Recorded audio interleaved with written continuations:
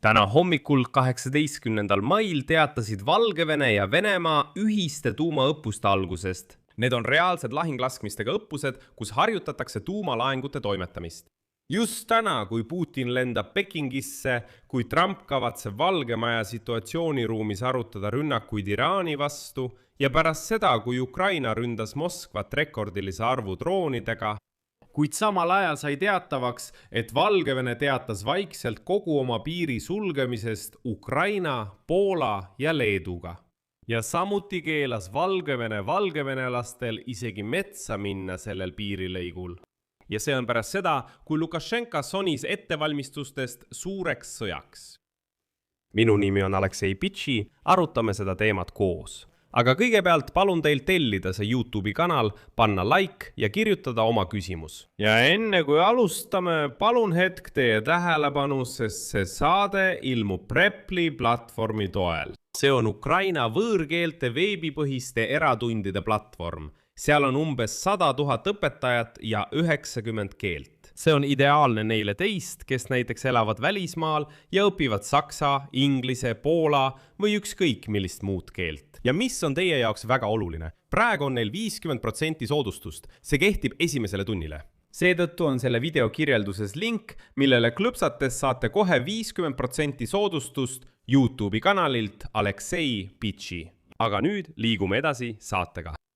Niisiis, Valgevene kaitseministeerium teatas, tsiteerin, Valgevenes algasid sõjaväeosade õppused tuumarelva lahinguliseks kasutamiseks ja tuumatoetuse tagamiseks. Need viiakse läbi Venemaa poole kaasamisega.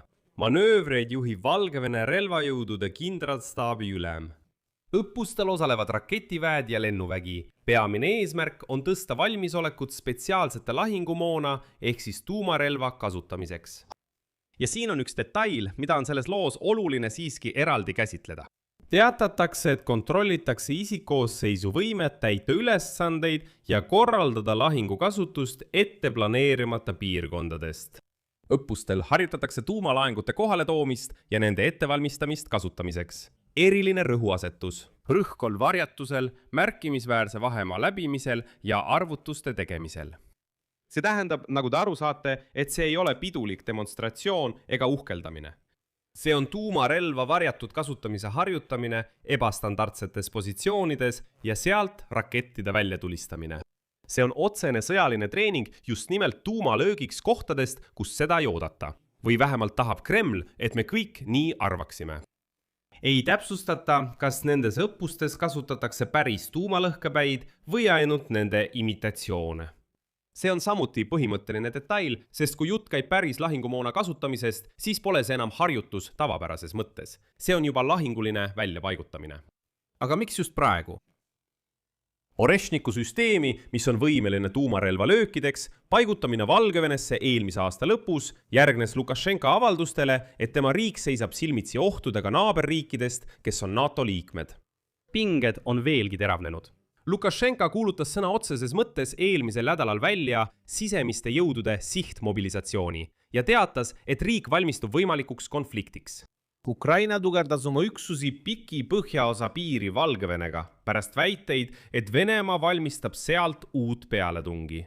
Lõppkokkuvõttes langevad need tuumaõppused esmaspäeval kokku laiemate rahvusvahelise tuumarelva kontrolli lagunemisega. Start 3 lepingu kokkuvarisemine veebruaris eemaldas ametlikult viimased alles jäänud piirangud Ameerika ja Venemaa tuumaarsenalidele. Ja Venemaa püüab näidata, et ta on seda võtnud kui signaali piiramatuks tegutsemiseks. Aga kuna kiidetud raketiga Sarmat on jälle järjekordne läbikukkumine ja seda raketti, pole juba 15 aastat suudetud lahinguvalvesse panna. Ja nüüd lubab Putin jälle, nüüd selle aasta lõpuks, kindlasti paneme valmis. Nii et kogu selle taustal otsustas Putin kasutada Valgeveret lihtsalt tuumahirmutisena. Ja veel üks asi, seda tuleb väga selgelt mõista. Pärast selle New Starti ehk tuumaleppe lõppu ei ole USA-l ega Venemaal enam juriidilisi piiranguid tuumalõhkepeade arvule. Ei ole ülempiiri, ei ole inspekteerimist, ei ole kontrollimehhanisme. Ja sellises olukorras viivad Valgevene ja Venemaa läbi neid demonstratiivseid tuumaõppusi. See ei ole mingi lepingu rikkumine, sest sisuliselt polegi midagi rikkuda. Vabandust, aga see on uus tuumareaalsus täiesti ilma reegliteta. Eraldi tasub tähelepanu pöörata sellele, kuidas Venemaa kasutab Aleksandr Lukašenkat. Tema sõnad viimastel nädalatel peaksid siiski panema mõtlema. Eile kaitseküsimuste arutelul ütles Lukašenka, et ilma maismaa operatsioonita pole võimalik sõda võita. Ta kutsus üles valmistama relvi, mis on kohandatud Valgevene maastikule. Ta rõhutas droonide ja raadioelektroonilise võitluse olulisust. Paralleelselt viis ta läbi nõupidamise riikliku relvastusprogrammi kohta aastateks 2026-2030. Seal arutati konkreetseid oste ja kulutusi. Lukašenka allkirjastas samuti määruse reservis olevate ohvitseride kutsumisest armeesse ja piirivalvesse. Rohkem kui 6000 reservisti on juba läbinud valmisoleku kontrolli Kaitseministeeriumi õppuste kaudu. Valgevene ametnikud selgitasid, et õppused kontrollisid lahinguvalmidust, logistikat ja mobiliseerimisprotseduure. Ja lisaks sellele sulges Valgevene täna ligipääsu metsadele korraga 19 rajoonis Ukraina, Poola ja Leedu piiri ääres. Sellest rääkis SBU endine asejuht Jagun. Ta teatas, et piiranguid võidakse kasutada vägede varjatud liigutamiseks. Võimalike stsenaariumide hulgas on oht Ukraina Volõnile, Rivne piirkonnale ja tuumaelektrijaama lähedale. Ja surve Suvauki koridoris.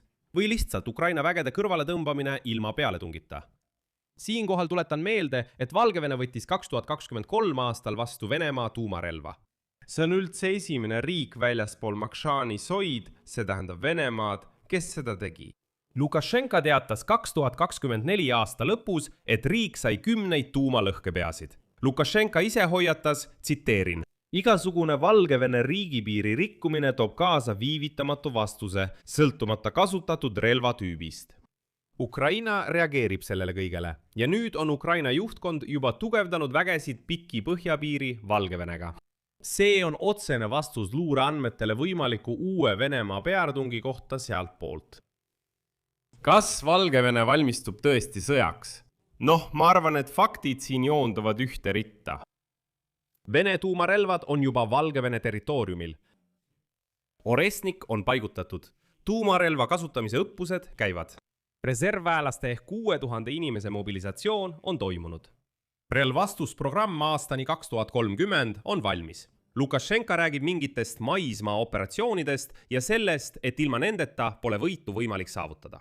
Ukraina tugevdab põhjapiiri. See tähendab, et on ilmne, et vähemalt olukorra pingestamiseks on Valgevene kindlasti valmistunud. Kuigi Valgevene kaitseministeeriumi ametlik sõnastus kõlab nii. Õppused ei ole suunatud kolmandate riikide vastu ega kujuta endast ohtu piirkonna julgeolekule.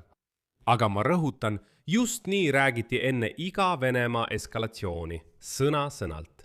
Seetõttu tuleb kuulata. Ja viimane asi, mis Valgevene puhul on oluline mõista. Miks on seda Putinil just praegu vaja? Strateegiliste ja rahvusvaheliste uuringute keskus kirjutab oma analüüsis Iraani sõja tagajärgedest ülemaailmsele julgeolekule. Tsiteerin. USA ja Iraani konflikt tõi Moskvasse hulga lühiajalisi strateegilisi eeliseid, mis muudavad Ameerika julgeolekuarvestused keerulisemaks mitmel rindel korraga. Eelkõige loob see Venemaale strateegilise ruumi, et taastada initsiatiiv Ukrainas. Kuna Ameerika sõjaline tähelepanu, luureressursid ja laskemoon on osaliselt suunatud Lähis-Idasse, on lääne tähelepanu ja poliitiline kiireloomulisus Ukraina suhtes nõrgenenud, mis võimaldab Venemaal oma operatsioone tugevdada. Teisisõnu, kuni Trump jälgib Iraani, püüab Putin suurendada survet Ukrainale ning Valgevene kaudu ka NATO riikidele. Need tuumaõppused ongi osa sellest survest. Siin parem punkti. Kirjutage oma arvamuse ja järeldused selle video kommentaaridesse. Tellige kanal, vajutage kellukesele ja ärge unustage panna laiki. Kui soovite selle YouTube'i kanali tööd toetada, saate seda teha annetuse kaudu, kasutades selle video kirjelduses olevaid linke ja rekvisiite. Sellega on kõik, hoidke end ja kõike head!